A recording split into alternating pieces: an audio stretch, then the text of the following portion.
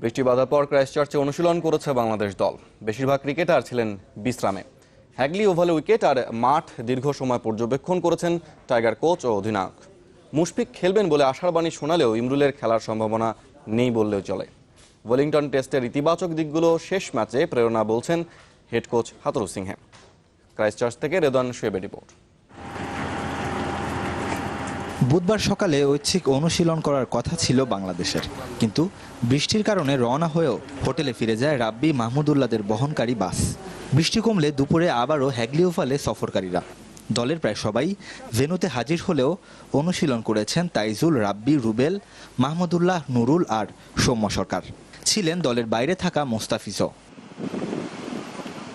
টানা 7 ম্যাচে হারা বাংলাদেশ শূন্য হাতে ফিরতে না চাইলে ক্রাইস্টচার্চ টেস্টই শেষ সুযোগ।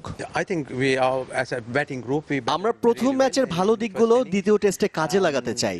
যেহেতু কন্ডিশন একরকম, তাই টস জিতলে আগে ব্যাটিং করা উচিত। নিউজিল্যান্ডের বিপক্ষে জয় পাওয়া অসম্ভব নয়, শুধু পরিকল্পনা ঠিকভাবে কাজে লাগাতে হবে। আশা করছি ভালোভাবে শেষ করতে পারবো। ইনডোরে অনুশীলনে দল আর মাঠে কোচের সাথে উইকেট ও কন্ডিশন নিয়ে আলাপচারিতায় অধিনায়ক মুশফিক, সঙ্গী সহ অধিনায়ক তামিম ইকবালও। যা থেকে অনেকটা আঁচ করা যায় উইকেটের পেছনে না থাকলেও শেষ টেস্টে দলকে নেতৃত্ব দেওয়ার সম্ভাবনা মুশির। বুধবার কিছু টেস্ট করানো হবে, আশা করছি সে খেলতে পারবে, তবে ইমরুল কায়েসের খেলার সম্ভাবনা নেই। ওয়েলিংটন টেস্টে দ্বিতীয় ইনিংসে ব্যাটিং ব্যর্থতায় কোচের কাঠগড়ায় ব্যাটসম্যানরা। সে তুলনায় অনভিজ্ঞ পেসারদের পারফরমেন্সে মুগ্ধ কোচ। তরুণ পেসাররা দারুণ বল করেছে, দারুণ অনেকগুলো সুযোগ তৈরি করেছে। আমার ওদের উপর আস্থা রয়েছে।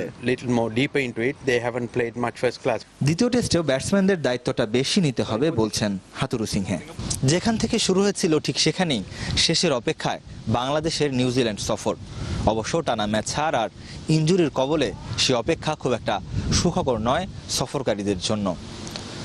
পরবর্তী সিরিজে আত্মবিশ্বাস যোগাতে অন্তত শেষ ম্যাচটায় ঘুরে দাঁড়ানো চাই টিম বাংলাদেশের।